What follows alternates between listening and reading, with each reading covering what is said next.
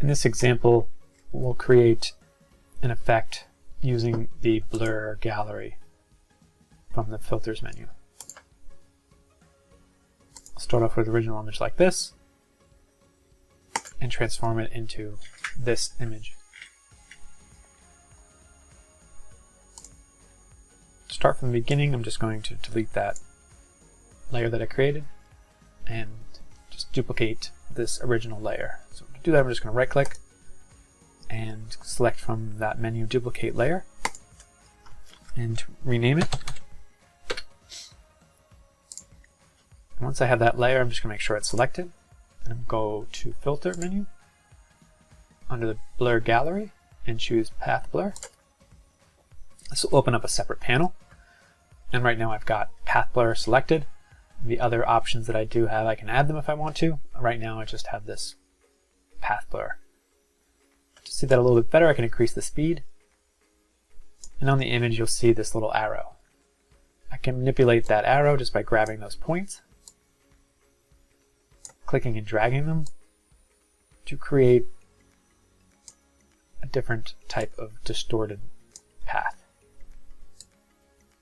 If I want to add a new path, I can click once, click again, and then hit escape to complete that path. Just be careful you don't hit it twice, you'll escape out of this menu. And I'm just going to manipulate them so I have sort of a circle around the person in the center of the image.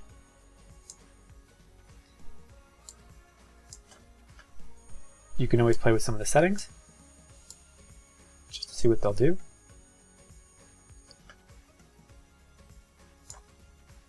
And once I'm happy with that result, to confirm this, I'm going to hit OK.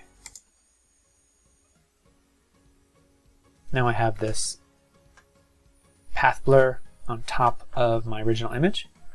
To bring back parts of that image, the original, I'm going to click on Add New Layer Mask and paint on that to reveal or hide parts of this top layer. I'm going to choose a brush that is pretty big and bring down the hardness, make sure that's down to 0 so I have a nice soft edge. And reduce my flow down so I can kind of build up on how much I'm adding to this mask. So I'm just going to click a few times and you'll see the original image start to appear. Clearer and clearer each time I go over the same spots. If I take a look at the mask, I can hold down the Alt key and click on that layer, and I can just see that mask. And you can see from there which parts I'm hiding and which parts I'm revealing, just by taking a look at the mask.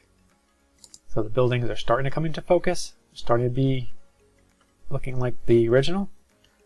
If I keep going and trace over them more and more, they'll start to appear even more clear, just like the original.